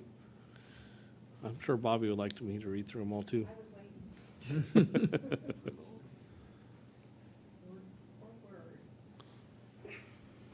Okay, we did K-Camp. Next, 2025 reorganizational appointments for the Ellis County Commission. The last item for you to look at today and to discuss, and I do have a couple notes from Commissioner Burgess when we visited last night, is regard to the reorganization of the county commission in January 25, as well as all the appointments between the boards that you all serve, but other boards that the county commission appoints others to serve on, as well as your department heads that you appoint each year to continue to do their work. Definitely not recommending any change with your department heads, but we do have changes with the local emergency planning committee. Those kind of fluctuate every year. Those outside agencies, they have new members or other people that become into those positions. The fire district, all of the officers within the fire district, the fair board, they elect new positions, new president, vice president, treasurer, secretary, and all that throughout the year. What's new this year is the library board. So those are all, the new library board members are on this as well. And that's one thing that Commissioner Burgess did point out last night, is that the commission chair is a member of that library board. So I will, that changes every year, but that's something that I'll notate when the commission reconsiders this for the actual appointments in January. And I believe Commissioner Burgess had some suggestions in regards to the appointments for the commission, but also an Ellis County representative to the board for United Way. Our old health director used to be appointed to that position, and if the commission, I guess, is okay with it, you can reach out if you have any individuals that you know within Ellis County that you may like to see hold that position, or if you just want me to send out a blanket email to all employees, we could capture somebody that has a dear interest in the United Way and would want to serve on that board, go to their meetings, go to their luncheons, and help promote the funding, the internal funding that we do with employee donations throughout the year as well. So with that, I'll take any questions if you have any. I think with United Way, I think I'd just at this time, just a blanket, yeah, an all-employee request that we're looking to fill that, and anybody that would like to, and then we'll consider anybody that would like to be on it. And if we don't, then we'll twist some arms and find somebody. But I think if you send out a blanket email, we'll probably get some responses. Yep. And I don't think it has to be a department head or any, you know, if it can be a frontline employee if they have an interest in doing it, so. I'd agree to that. I would too. Only thing is, if you get a couple of them, then I guess it'll have to be who's gonna make that decision. Yeah. Well, that'll be us. Yeah. That's, So, yeah. For these fellas, High Plains Mental Health, their meetings are on Thursday evenings once a month, and I have found that that is just not a good night for me. I travel a lot on Thursdays and don't get back till late, so they meet 10 times a year. I think I've missed 4 times this year because of scheduling conflicts. So I feel like that's a board I probably should step away because of that, and one of you two. I've served on it 2 years as well, so if you guys have an interest in filling that, if we want to switch, or if, I know you guys are on your boards, want to take on 2, but that board, I feel like I especially in this last year with my new position and stuff, I didn't quite fill it the way I probably should have by missing meetings. okay. Commissioner Younger, any thoughts on that? Do you wanna be on that board? I'd have no problem serving on that Okay. board. No, that's fine. So, Commissioner Burgess, would you want to take over the workforce one then? I can do that. That's much more sporadic on When they their, meet. yep, Okay. Yeah, that works. I okay, think for now. okay. Do they meet in the evenings, I assume, or? The where do they the meet? workforce one is usually, they'll have 4 or 5 meetings a year. Okay. They try and do it on Friday mornings from 10 to noon. I Zoom, and it's Zoom. Okay, yes, I can more steadily make those kind of meetings. Okay, Nice thing I'll tell you about High Plains is they serve a great meal at every board meeting. I will kind of miss that. They always have a good meal, but again, I found myself Thursdays, I travel a lot and just never, by the time I get back, I was either too exhausted or I'd miss it, so. okay, Bill Ring and then our appointed Bill Ring does a fantastic job, so that's part of the reason I was like, oh, if I miss it, Bill will be there, but again, I just felt like I'm not quite serving out my position if I'm not making a meeting, so. okay. So if we could switch, that'd be great. I'm good with that. Okay. And the Northwest Kansas Juvenile and Corrections, I was asked last week if I would serve again on that board, so I will do that again, so. Okay, The only other question I had as I looked at this, on department head appointments with health director, because Carrie's technically a contract employee, is there any legal issue of saying he's appointed the head when he's just a, Bill Jeter, County Council, it'd just be an interim appointment, Okay. so that's okay. okay, I think. For for KDHE and everything, not only is he the contractual employee, but he's also the appointed public health official for Ellis County. The Board of County Commissioners is the Board of County Health, but he is the public health official. okay. And I guess one other, I don't know if you guys are on the emails back and forth with Becky Rogowski and the appointment to Northwest Kansas Library. There's been a little bit of hesitating, or I don't know, just because we're separating that they don't.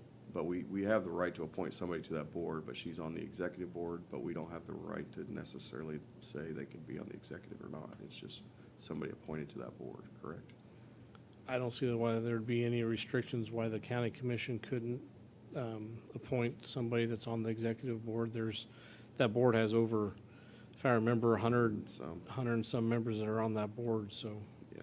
Yes, we may be one of the first ones coming in as one of the counties that are hopefully trying to withdraw from the CKLS and having our own library board. And it's only a 2-year a 2-year overlapping as we have to wait for that Mm-hmm. taxing process to pull through. And Becky's agreed to serve on that board again. I guess we've reached out there. With CKLS. Yeah. They have some, part of that email chain that, or that email that, that you're referring to, I believe they asked her to sign a conflict of interest form between the CKLS and the Ellis County Library Board. But also, she was withdrawn from another board for hiring of the director, maybe. I don't remember exactly what it Or was. but committee of some sort, yeah. I know the library board, as they meet, they've only had their really first meeting come up, and that was when we were at CKLS. They're looking at trying to get, that's probably an item that you'll see come 2025 as they start getting established and getting their feet underneath them is hopefully some funding from the county commission, since there is no taxing district yet for 2025, that we can get them some legal counsel. It's a conflict of interest because Mr. Jeter serves you all, and he can't necessarily serve them because there could be potential conflict there. So they do have some attorneys that they have been referred to, and that might be something that they look to in the future to kind of help with some of those questions like the conflict of interest that Mrs. Rogaski is going through. Okay. And that is a concern that we all addressed before we followed through with our vote to put it on the ballot. And it's a concern we've been addressing as we go.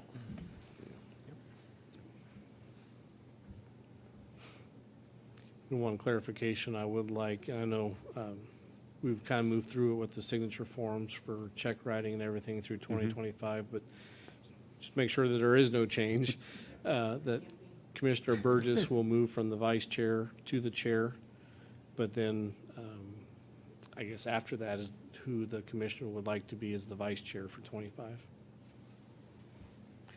Usually the vice chair moves up, and the one that's not the vice chair moves to the vice chair, and then the Right, we just current start chair the whole, moves. Yeah, all the way down. it's not the process you have to follow, but without any assumptions, it's best to ask. Right. Commissioner Younger, you want I to can go do- ahead and move to the vice chair I then? can do the vice chair, yeah, Okay, sure. then I will move down to the low man. Just so Michael shows up, Circle so, through, yeah. Michael, just so you show I up. may so. not show up early, but I'll be here on time. I'll try to show up a little earlier as chair, yes. Okay, good. Okay, were there any other changes or notifications or notices that we needed to take note of? No, the LEPC is the largest group of people there. The emergency manager has contacted them with his help to make sure that they all want to continue to serve, as well as Chris has made some of the other phone calls to the other board members that are on here. I'm going to take it with the assumption that all the department heads would like to be reappointed for 2025. But yeah, everybody else is, we've at least made contact with to make sure that they want to continue to serve in the roles that they have listed on the sheet. Okay.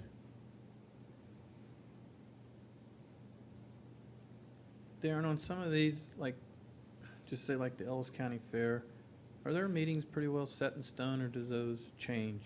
They do, they usually are kind of set in stone, but they Okay. allow flexibility for those to change. They're usually, I think they actually have a meeting this Thursday evening. I think they're usually on Thursdays, but as the fair starts to ramp up, the couple months before that, they do have special meetings and different things that they do meet, because there's a lot more that happens comes April through June to get in preparation for the fair. Okay. And there is, as I'm just thinking about, there's a board that we're removing, correct? Correct, I'm The, sorry, I forgot about that. The yeah. Senior Council on Aging, Yes. there was a member from Ellis, Victoria, and Hayes, and they worked with myself to identify the funding levels for about, it was about 10 to 12 different outside agencies that the commission used to fund, but as that transition now moves over to the Care Council, that board is no longer needed, because the Care Council will be your outreach to be able to determine what those funding level or funding amounts go to those organizations. And to further clarify that, we have Care Council, John Brown, Gary Brinker, Natalie Ellis, and Jaden Richardson. Those are not county employees. They're being appointed by the county to represent the county. the United Way Health, or board director would be an employee, but they're not on the care council. It's all coordinated through the same thing, but it's two different appointments. I'm sure they could, if we actually had somebody that didn't want to continue to serve on the care council, they could probably serve on both if they, Yeah. but that would be up to that individual and the care council. The only reason I was asking that about the meetings, if they're pretty consecutive, several people have approached me about, what about the stage going out to the fairgrounds? I'm saying the city of Hayes would like to have it here. There's been some people, hey, what about out at the county? There's room out there, but I said, well, that's something we can discuss if it does come to that. So, The stage for, down at the Oktoberfest in the oh, park. that they may want to Mhm. use it.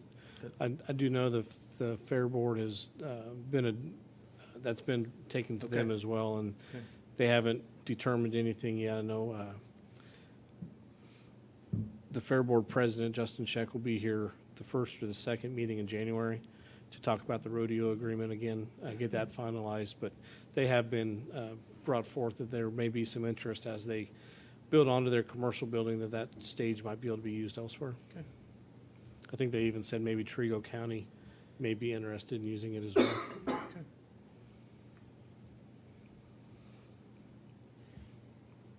Okay. Well, I guess with that, we don't have to have any motion on those appointments today. We can just have that discussion, and then we'll address that on the second meeting of January. I don't even know, I don't have, Which would be the 14th. 14th, I the believe. 14th, the day after we're all re-sworn in. Mm-hmm. Okay. Okay, moving on, county administrator report. Just a quick acknowledgement to the court administrator, Mike Smith. Today is his birthday with the 23rd Judicial Court System. So happy birthday to him. And it's our last meeting of the year, so Merry Christmas to all of you. Happy New Year. And I'll see you on the return side of the ski trip. Oh. Hopefully not before then, but if we do Right. run past. Okay. County Commissioner reports. Commissioner Burgess? Last evening, I was invited to the Ellis City Council to give them an update and talk to them about about our work session on roads and bridges, but specifically for them, the bridges.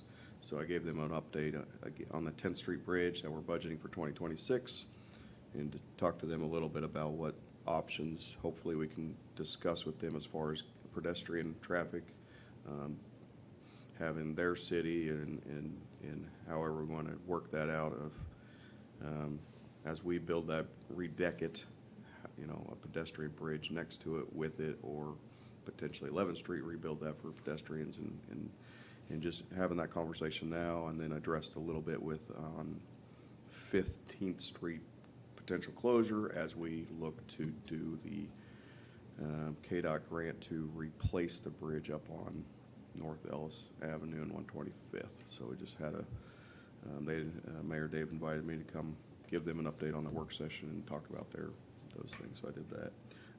And then the other thing I just wanted to comment, again, nobody's here, and I don't know who's online watching, but throughout the year, there was a lot of emails to me from various concerned citizens about the transmission corridor that potentially come through Kansas, maybe potentially reaching out to Ellis, and just, so the update yesterday, Jerry Moran, and that's kind of was my reply to most of them, that that's a federal issue. It doesn't plan to come through Ellis, but I'll keep my eye on it. But Jerry Moran issued a statement yesterday that proposed corridor through Kansas has been, they're no longer pursuing that corridor. So for those that were concerned about it and reached out to us, again, thanks for just keeping up on the issues and reaching out to us. And but that's, at this point, that's been, I guess, resolved.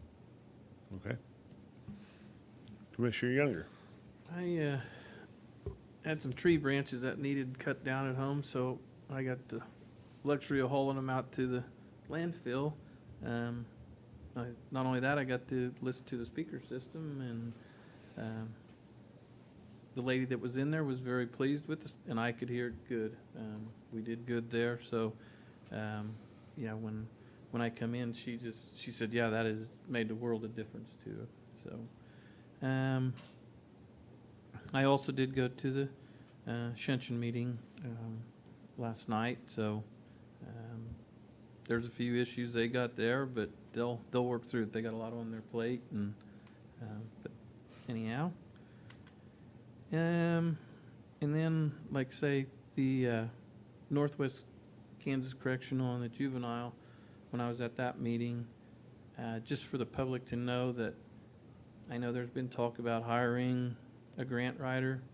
Well, Aaron Geist and Becky Metzler both do the grants, and they were successful in getting grants, so that helps us and takes a little bit of the money load off. So thank you for that. And the last one, I would really like to honor Dennis Faunenstill. He was a 2001 commissioner. He passed away. He served 2 terms, so everybody keep them in their thoughts and prayers, especially around the holidays. A death is tough, but it's really tough around holidays, birthdays, that type of stuff. So, and wish everybody a Merry Christmas, and again, to all our head departments, all our employees, just stay safe, and everybody's doing a good job. So. Okay. Well, I should have mentioned this last week in commission reports, but with the Workforce One board that Mr. Burgess will soon be joining, we had a meeting 2 weeks ago, or on Friday, that provides jobs and funding, and it brings federal dollars in to employment services and education. The Workforce One is 50-some counties in western Kansas. There's 4 different workforce areas. Anyway, that being said, Workforce One is now 79 counties. It joined with local area 2, which is the Manhattan, Topeka, kind of up in that area. So now there's a lot of funding that'll be available, a lot of education that'll be available through consolidated services through our workforce board to Ellis County and western Kansas. So they've been out here with closers such as Adronix Elrod and some of those closures that may happen, or the business swings. They're trying to be preemptive and keep people employed. Good. So just so everybody knows that they're out there working, but they've done a well enough job that they've expanded, and Nice. so it's quite a big organization now. It's the biggest one through the state. So 79 out of 105 counties. That's all for my report. At that, I don't believe we have any executive sessions. Okay. Well, with no further business, I appreciate everybody, and I appreciate my fellow commissioners for this year, and we will see you back in 2025. So Merry Christmas. Thanks.